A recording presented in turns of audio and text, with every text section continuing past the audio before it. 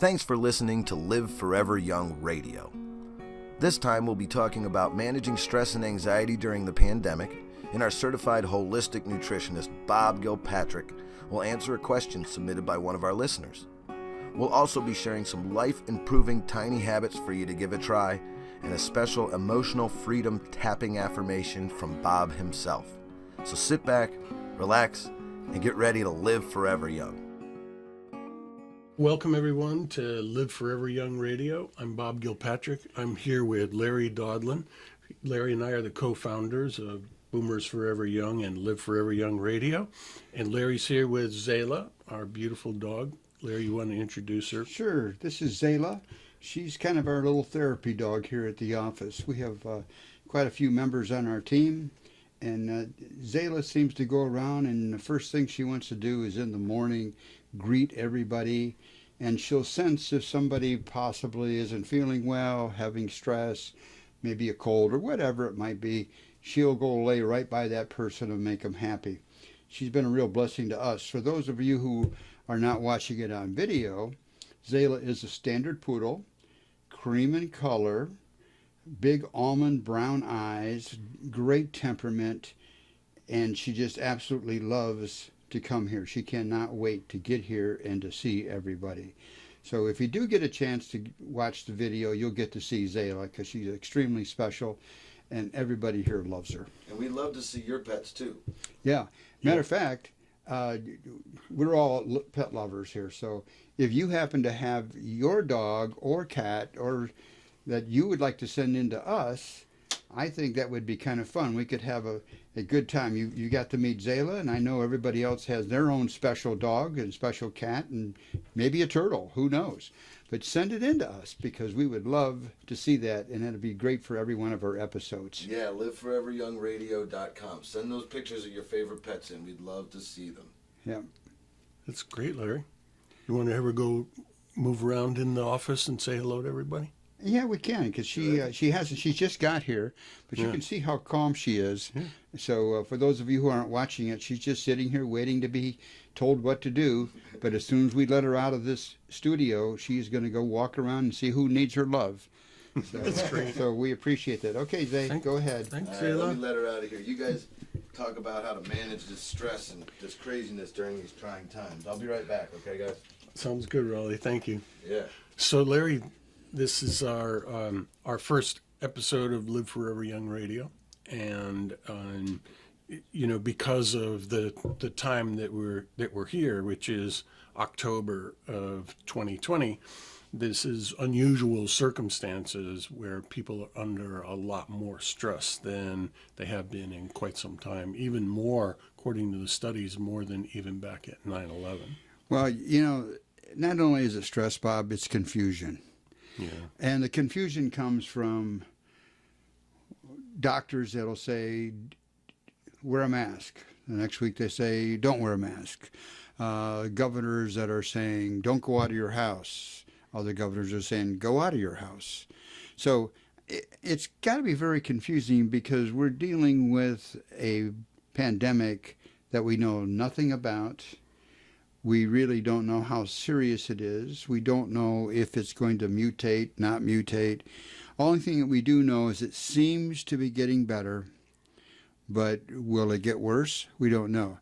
My opinion, I wave on the side of safety. I always wear a mask. I be careful where I go. I try to do social distancing. Those are the things that they're telling us to do. And I think that we should do them only because they make common sense.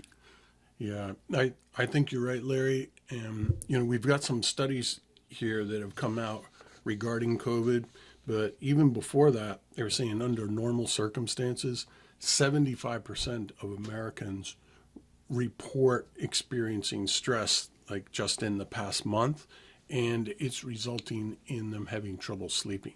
Now, on Live Forever Young Radio, we know that having trouble sleeping has a detrimental effect on many things, including your affect, whether it's depression or anxiety, but also on your longevity and your overall health. Yeah. And so this is definitely a big issue. And with the studies related to COVID, that we're looking at. Even the CDC, they did their own study, and they found that over 40% of the respondents to the study were reporting anxiety, depression, or symptoms of trauma related to the COVID. And they're saying that this is the worst numbers they've ever seen, even after the depression of 2008 and 9/11. Yeah. And so Well, this is a good time to talk about this. I think it's a good time to talk about it, but also, there's better records, more accessibility to people than what there was back 50 years ago. The internet gives you immediate access to many things. Also, the media gives you access to not necessarily the correct things. Sometimes they're good, sometimes they're bad. This is where the confusion is. You listen to ABC, they might tell you something. You listen to NBC, they might tell you. Listen to NBC, tell you something different. Listen to Fox Radio. Everything's different. What do you do? Yeah. Well, to me, I try to just calm my mind. When I go to sleep, I have actually been very fortunate, of course, with our products that we have, that I do get 8 hours of sleep. And I didn't used to get 8 hours of sleep. But I had to get a mindset. Mm-hmm. It's just one of those things, and that's just what happens. But it's existing. You have to learn how to live with it. And learning how to cope with it is very difficult. So you have natural stress release is what you need to try to find. Yeah, so Raleigh, we have, as part of this, we have a question and answer opportunity. And I understand we have a question that came in. Yeah, it actually relates a lot to what Larry was talking about, so I'm glad you brought it up. Basically, what we got here is a question from Christina. And what she asks is, what is something that I can do every day to help manage the stress of having to work from home, teach my child, and deal with the general anxiety that this time has brought into everyone's daily life? And so, yeah, if you could speak about that. Basically, what can she do to just manage the everyday stress? There's a lot of working from home and teaching of the child going on, so obviously there's more than just one thing going on. Let me start out with this, Bob, because I have a question. I'd love it. By the way, Christina, if you're listening, thank you for your question, because I think it's a question that 80% maybe of housewives, people that work, are struggling with. What did COVID do? Keep your children at home, home study, home school. How do you do that if you are working for your position says you can't be at home? What do you do? Now, I don't know what Christina's situation is, but Christina, we're going to try to address this for you, and I believe we can probably help you listen to it. We can't get it all in one answer, but Bob, if you want to address that a little bit more. Mm-hmm. Yeah, so one of the things that's really important, especially during COVID, is that people have to have a new routine, because the old routine they had before COVID was different, and routines are very valuable for people.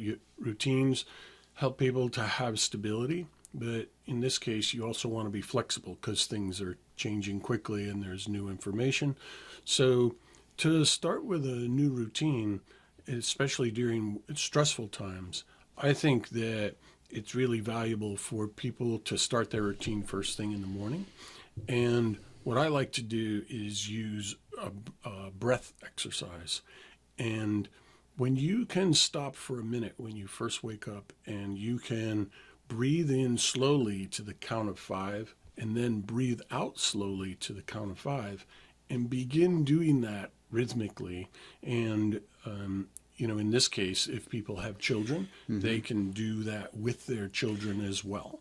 I like that idea, because now we're bringing family unity in, and the children are learning at the same time. So we're talking about a natural calming remedy that they mm-hmm. can do together as a family. And that's mm-hmm. the whole key. Before this, people were all doing their own thing. The kids were running someplace else, mother's here. Now it's time to bring the family together like they used to be together. I think that's excellent. Mm-hmm. All right? Another thing, Larry, that as people begin doing this this rhythmic breath, the next thing that's really important is to be able to focus on what you're grateful for. And the reason that this is so important is that even before COVID, the studies showed that the average person in the United States was of the belief that everything is not okay 95% of the time, and only 5% of the time did they believe that everything was okay. And what happens when you're stuck in that thought pattern is these thoughts are in your prefrontal cortex, and you actually are sending a signal to your heart muscle. And your heart muscle beats with varying degrees of variability, right, based on your thoughts. And then your heart muscle actually sends a signal back to your brain, to a different part of your brain called the amygdala. And your amygdala is like the seat that helps decide if everything's okay or if you need to be under stress and secrete more stress hormones. And then the amygdala then sends the signal to the prefrontal cortex and back to the heart, and you get stuck in this loop. And that's why people are of the belief 95% of the time. It's not that 95% of the time everything's not okay. It's what they believe. And so by focusing on gratitude, you interrupt this. So if you begin to focus on gratitude, so for example, earlier Zala was here. She's something to be grateful for. And so if you do your rhythmic breathing and say, okay, I'm going to focus on gratitude. I'm very grateful for Zala. Now, this is a good thing, but if that's all you do, it'll be fleeting and it won't be all that much help. So this is where you want to say, okay, well, what are the aspects of Zala that I'm really grateful for? I'm grateful for how soft she is when I pet her. I'm grateful for how intuitive a sympathizer and healer she is. I'm really grateful for her beautiful eyes. And as you think about all of the different things, the companionship, how grateful you are to see her first thing in the morning, right? Then this makes the attitude of gratitude linger. And the longer you can focus on what you're grateful for, the more your heart rate changes into this variability that you're after. And you begin to release your death grip on this readiness to believe that things are not okay. And this is a very powerful technique for resolving this. This is something that's been neglected for a long time, but everybody. I was watching a television show the other day, and they were insisting. It wasn't Ozzie and Harriet back in the day. If everybody could be Ozzie and Harriet, wouldn't that be perfect back in the day? But they were just saying, I want to make sure that our family sits down every Sunday, and we do our gratitude Sunday. It'd be nice to do it every day, but at least to bring it in, because these are married people, they have to bring the whole families in. And they hold hands, and somebody talks about how grateful they are. Yeah. I think that's an excellent idea. I did it last night. You talked about Zala. My wife and I were sitting there, and Zala was sitting next to the chair, looking up at us, and we said, wow, how we're so fortunate to have such a good dog. Yeah. A good dog. This morning, before we came into work, a yard guy came in at my house, and he says, do you have a Band-Aid? I just cut myself. What did Zala do? She walked up to him and looked at him and started licking his hand.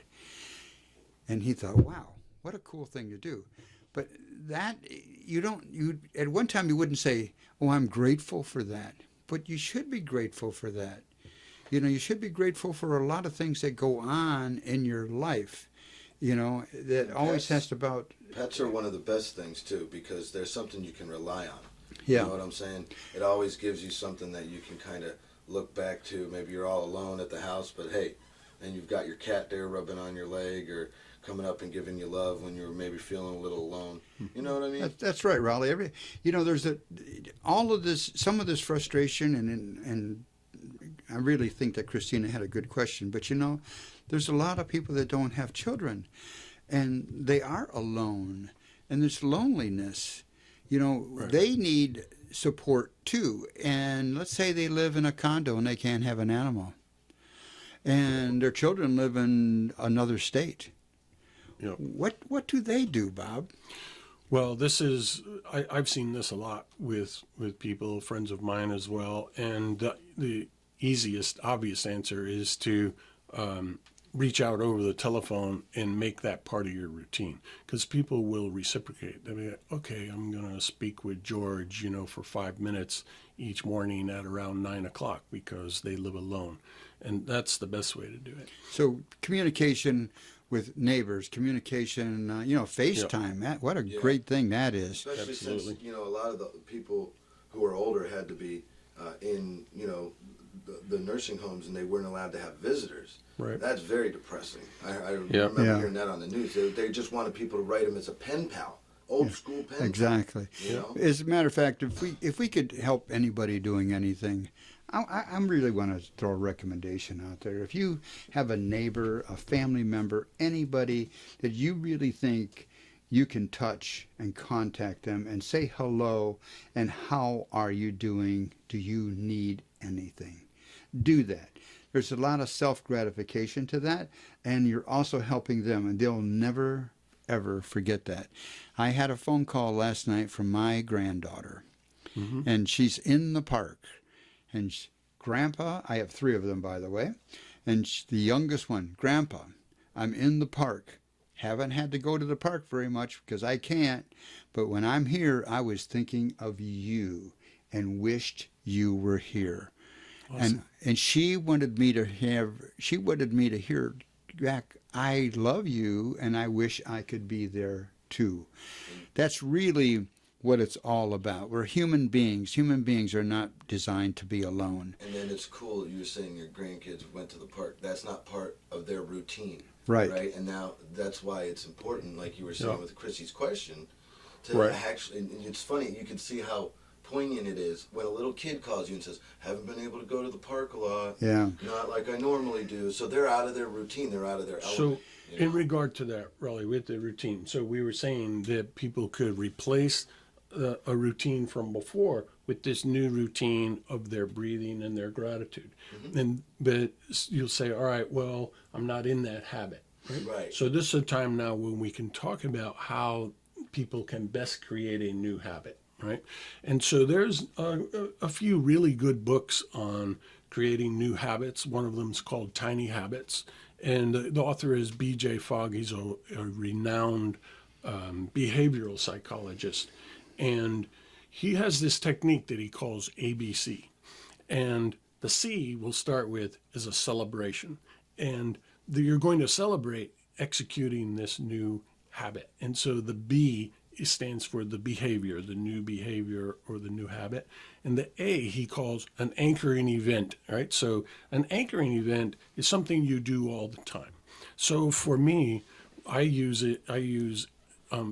checking my email. So each time I go to check my email, I stop, take some rhythmic breaths, and think about something I'm grateful for. And then I'll check my email. Now, with Christina, what she could do is to make the anchoring event waking up in the morning or some other part of the routine in the morning. So if she goes and turns on the coffee maker, goes and, says hello to a family member, right?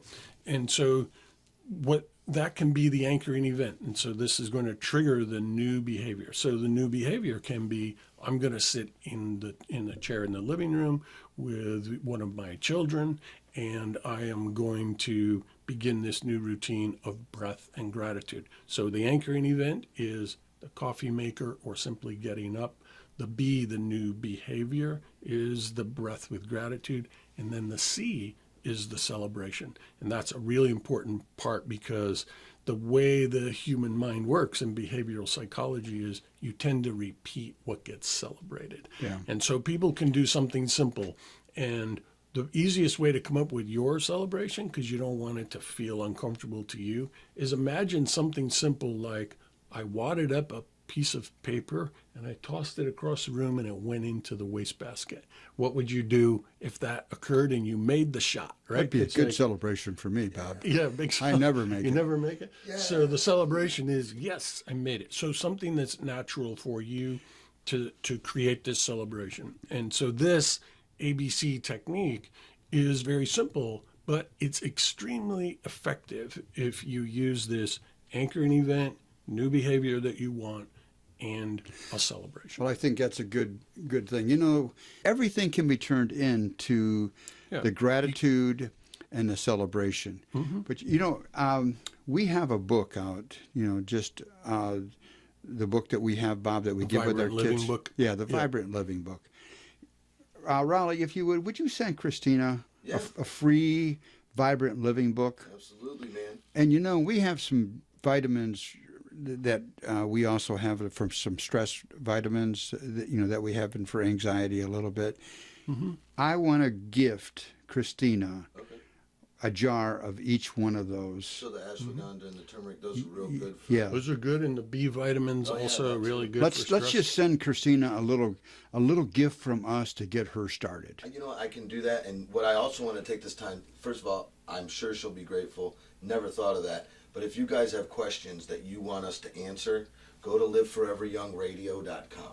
Okay? And all the listeners that are out there listening and watching, if you haven't watched the video, we also have a video of this podcast. It's at liveforeveryoungradio.com. Make sure you go check out the video, submit your pictures of your pets, give us some questions that we can answer and help you out, especially if, you know, you have something that you might not necessarily want to go talk to, you know, a family member about. We'll just have a discussion about it, and we really would like you to go there and put some questions in for us. Now, we can't answer medical questions because we're not physicians, but we can help you in many other ways getting a positive results in your life and help guide you.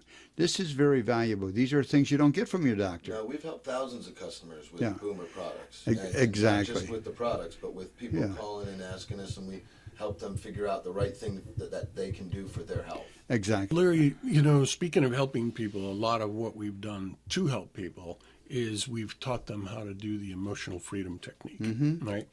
And the emotional freedom technique is something that is very powerful in helping people reframe thoughts that they have, beliefs that they have that are contributing to their stress. And we have videos that are made on these techniques, but today let's talk a little bit about that and where this technique came from, what it is, how to do it, and maybe, Raleigh, we can even do an example for Chrissy that she could use herself with the specific words that we'll give her. Yeah, we'll create an affirmation. Okay, that'll be great. I'll write it down and send it to And you. what we'll do, Bob, when you're talking about that, because a large majority of people are just going to be listening to the audio, and then if you have an opportunity to see the video, you'll be able to see it. But I will try to explain, or Bob will try to explain exactly where we're doing the tapping at and why and how. So the emotional freedom technique is also referred to as tapping. And the reason is that people are tapping on their fingertips and Okay, and I'm going on to their explain. karate chop point. I'm going to try to explain for the people who are just listening what we're doing. Okay, so I have 5 fingers. Thank goodness I didn't run a punch press. Okay, so 5 fingers. How do you want to start, Bob? Well, you're going to use let's take your right hand and use the middle finger of your right hand. In this case, Larry's going to use his left hand because he's left-handed. And then you're going to tap on the side of your nail on the opposite hand, starting with your thumb. Okay. Okay, so tap right on the side of the nail, and you want to tap hard enough so you can hear it.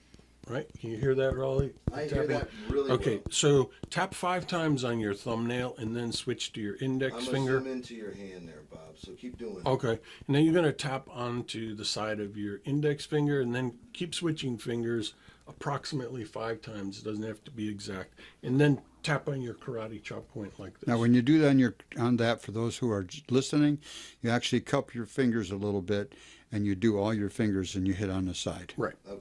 And so the reason that you're doing this is a therapeutic technique that harnesses the power of your life force energy, also called your chi. And this is the energy that gets manipulated when you go for acupuncture. So if you go and get needles put into your wrist or your ear, whatever, they're treating these acupuncture points, and this is where the flow of energy comes. And when you tap on the tips of your fingers, you're kind of waking up your energy system that says, we're going to do some work here and do some reframing for our own benefit. And it now recruits this energy system to help you with reframing your thoughts. And a lot of people have heard the word meridians, or they've read different books about it. So we're actually waking up the meridians. Yes, exactly. Okay. So you're waking up the meridians by doing this tapping, but then you have to identify something that you want to change, that you want to make better. And so in the case with Christina, she's having generalized anxiety and a general difficulty dealing with COVID, right? And so it's causing this anxiety. And if she's like most people, it's actually causing more anxiety than is necessary because it's becoming this perpetual loop. So tapping can create a pattern interrupt, and it also can create a reframing so that you can deal with it more easily. Okay, so that we're going to get her out of the loop, Yeah. so that she can start a new pattern. A new pattern of thought. And sometimes people will want to ask themselves a question so they can see how well this is working. So in Christina's case, she would say, all right, on a scale of 1 to 10, how much anxiety do I have related to my current circumstances? It's a 5, 6, 7. If someone's under extreme anxiety, they might say it's a 10. Okay, and so the reason you're going to do this is after tapping, you're going to feel better and a different number is going to come to you. Sometimes it goes all the way down to 0 after just a couple of minutes of tapping. That's how strong this is. But there's some language that you have to say while you're tapping. Right. So the language is the second part to it. So tapping on your fingertips, it begins to wake up your meridians, and then you're going to use a scientifically formulated structure for a phrase related to your issue. And so it's going to go like this. I'll demonstrate. Let's use Christina as an I'm going to example. give Christina as the example. So you start to do the tapping on your thumb and then switch to your fingers. And after doing this a while, Larry, it just becomes a habit and you don't even have to think about it. I do it all the time, Bob. And so, so the phrase is going to go something like this. Even though up until now, I thought that I had to continue to have this anxiety based on my life circumstances, I completely love and accept myself. And I'm so grateful now that I realize my anxiety has begun to wane and I'm beginning to feel at complete peace. And when you're finished with a phrase like this, you then want to cross your hands across your heart. That's very, very important. Don't leave that out, everybody. And breathe in a sharp breath through your nose like this. And then as you let your breath out, put your hands palm up on your knees. And drop your chin down. This is where Christina meets Christina. Christina's head and heart meet. And sit quietly for a minute and feel that peaceful feeling. Okay? Now, the reason that you want to do this is you're saying while you're tapping, I'm so grateful now that I'm feeling that complete peace. Well, by gently pushing in on your heart and putting your hands on your heart, you're giving yourself a rush of oxytocin. It's a neurotransmitter made in your heart muscle and also in your brain. You're giving yourself a little flood of oxytocin, which is your molecule of love and compassion. Right. Okay. So now you have this paired association between how you're feeling peaceful, the words that you said, and that now has become the new you in the moment. Let me tell you what, when I first started doing this, Chris, now you and I have been doing this for years, but years ago when I first started doing this, I didn't clear my mind enough. I still let other things come into my mind. So I was kind of going through the motions. And then you saw me doing it one day in the office, and you said, whoa, wait a minute. We need to do this. I want you to free your mind. And I want you to take and breathe properly and do this and put everything out and feel that gratitude. And when I was done, and I put my hand over my heart and I dropped my head, all of a sudden I started feeling this emotion come over me because I didn't want anything else to be in my head. Then I put my hands down and my hands felt like a rush of goodness that was through to it. So if you do it right, Larry, what we'll be able to do is on our future shows, we can do tapping each time and we'll review tiny habits each time based on questions that come in. And just to recap for a second, We understand that there's a lot of anxiety right now, but just in general in the country, Americans tend to have a problem with anxiety. These are some of the techniques that are these are highly advanced techniques. So learning tiny habits from a world-renowned behavioral psychologist is really great. This stuff really works. And in addition, to be able to learn to do tapping, not only for yourself, but for your friends and for your family, for you to become the one that becomes really good at this. And you can see in the area below that you can have a link to where you can go and see more of our tapping videos that go more into depth about where it came from, how exactly it works, how exactly to do it. And so there's more information than just what you see on this from our particular website podcast. Yeah, you can go to our YouTube channel. It's actually YouTube channel's Boomers Forever Young. This is where the show's at, and they also have the different helpful playlists with helpful techniques. Okay, so they go there, click on YouTube channels, and they can have it. Now, there's a whole magnitude of things that you can do that can help your health and help you stay into a good, positive attitude. So thank you, everybody, for tuning in to Live Forever Young Radio. Raleigh, thank you for running everything and participating. Larry, thanks very much. Well, thank you, everybody. Thanks for listening to Live Forever Young Radio. Check us out at liveforeveryoungradio.com.